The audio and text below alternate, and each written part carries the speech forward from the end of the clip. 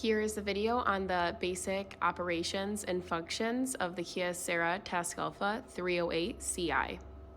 This copier is built with one paper tray as well as a stand. The stand is used for extra storage space, but it also gives the copier a little bit of height. The paper tray holds up to 500 sheets of paper, and it has an adjustable tab which can hold up to legal size paper, which is 8.5 by 14. On the right side of your copier is going to be the bypass tray. The bypass tray can hold plain paper, but it is ideal for envelopes, labels, or heavy cardstock due to the easy pass-through through the machine. The bypass tray also has adjustable tabs as well to meet your size requirements. When a paper jam takes place, it will be displayed on the screen. It will direct you to opening the paper tray or the side door.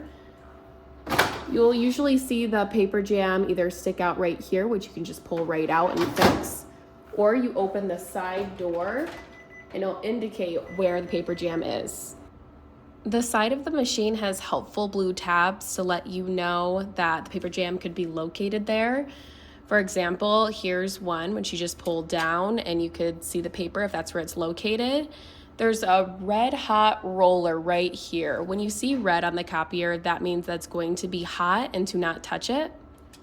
There's also a tab underneath as well, so you can lift up and see if the jam is located there. Lastly, there is a spot on the door itself where you can lift up to see if the jam is located there. When it's time to change the toner, you will receive a notification on your display screen. The toner is located right behind this door. You just pull on the side and it'll pull right down. Just a reminder that the toner is monitored through AOS, so we'll automatically ship your toner so you never have to worry about running out. To replace the black toner, you just pull on this black tab and it'll start pulling out. And this is what it will look like once you receive the new one. So you just place it right back in and then it's good. Same with the colors. You just pop the tag and it pops right out. Push the new one right back in. These copiers have waste containers as well. The waste containers have life of 40,000 pages. So you're not going to be replacing this as often as the color or the black toner cartridge. To remove the waste container, you just pull on the blue tabs and then it pulls right on out. Your replacement waste container will look exactly like this one. When you need to put it back in, just place it right in, push it all the way, you'll hear it click and it's all set. The waste container is something that we cannot monitor, so once you receive a notification on your screen that it will be time to replace your waste container soon, give us a call or send us an email and we'll ship that to you next day. Lastly, we're going to discuss the basic functions and features of the display screen. The display screen is going to let you know if you're running out of toner, if there's a paper jam in your copier, but it's also going to be your home base for you to complete your print jobs, your scan jobs, or your sending jobs. The first application you'll see will be copy. If you're trying to copy, obviously that's going to be the application that you press. You're going to be able to change different settings on the copying that will meet your needs. For example, if you want the copy to pull off out of a specific paper tray, you'll just let it know by pressing the paper selection. Changing any of the paper of what's in there exactly, that's helpful in many ways when it comes to preventing print jobs. So if you're trying to copy something and it'll pull out of the bypass tray, I would let it know so it can prevent that jamming from happening or any errors happening. Coming back to the screen, you'll see zoom. That's helpful if you have a document that you don't want it to take up the full page, for example. You can bring it down to 25%, so it's only taking a quarter of the page. Bring it down to 50, so it's only taking up half of the page, things of that nature. Density is great, especially if you have, for example, a document that has pencil drawings all over it. If you want those pencil drawings to be known, you can turn up the density. If you don't, you can lower the density so it doesn't pick it up. Duplex is where you're going to have it, where if you want your copies to be double-sided, anything like that, you're good to go. You can press on it and you'll see all the different features. So you can take regular, if you want it to be one-sided, that'll be the first option. If you want it to be 2 documents and you want it to be into one, just, front and back, that's going to be this feature. Oh, just made it bounce back. This feature is going to be if you have a double-sided document and you're copying it and you want it to be on just, individual pieces of paper, that's where this one will come in handy. And then 2-sided to 2-sided, that's just you have a double-sided piece of paper and you need it to be double-sided as well when you copy it.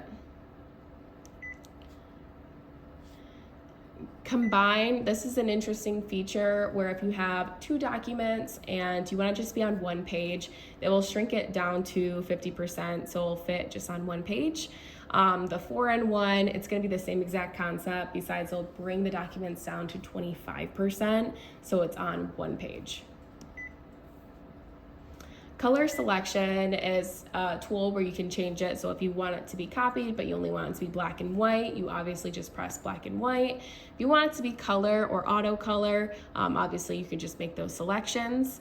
Single color, if you want it to only pick up on, red, green, any specific colors, you can actually choose which colors you want it to select, and it will only print those colors on the page itself. On the copy features, you'll also see the functions at the bottom. There's some additional features on here, but I'm gonna go on to the most popular options.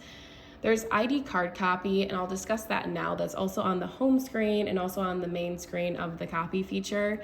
ID card copy, this is a popular tool to use if you scan a lot of business cards, driver's license, anything in that nature. Basically, you'll put the business card on the glass, you shut it, you press start, it will scan the front side, and then it'll tell you, okay, flip it over. You flip the card over, you press start, and it'll basically put the front and back of the card just on one document instead of 2.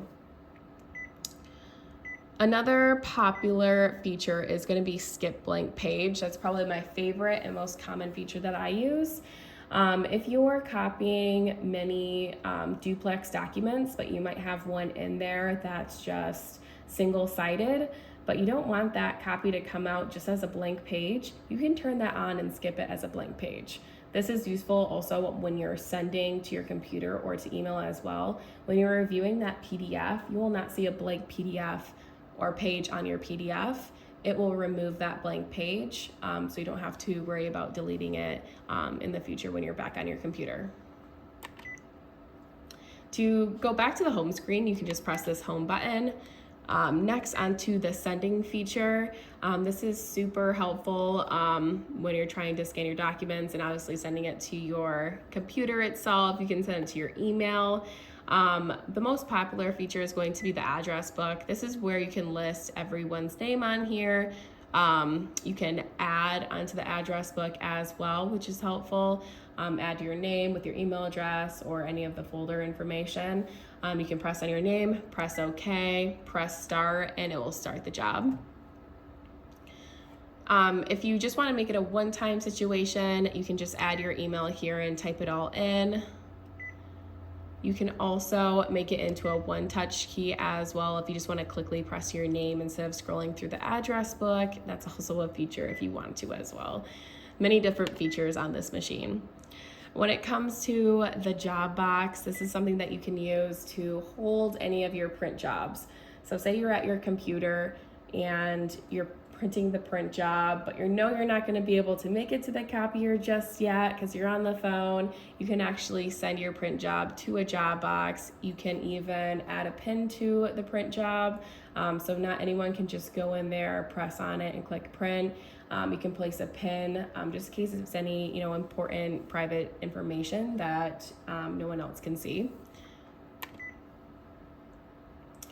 USB drive, this is a nice feature to have, especially with any power outages that may happen or your network's down. When the network's down, that means you can't print because the computer and the copier aren't talking to each other. So it's nice to have a USB drive. You can place it on the side port, put it in, click on the USB drive and see all your files listed here. You can press on one, press start, and it will continue your print job and get your, whatever you needed done printed. At the bottom, you're going to see just some helpful, useful applications as well. A popular one is job status. Basically, you can click on any print jobs and review any of the recent ones, or you can see any of the upcoming ones. I'm definitely guilty of this. Instead of pressing just 4 copies of something, I've pressed 400, and I don't want that to keep on printing out. So you can obviously just press pause all print jobs, then you can go in and cancel any print jobs that might need to be canceled, and then resume it. So anyone else that's in the queue, you can run it through. You can also see your job status when it comes to sending your documents to email or your computer. You can see any of your store job statuses. You can schedule a job.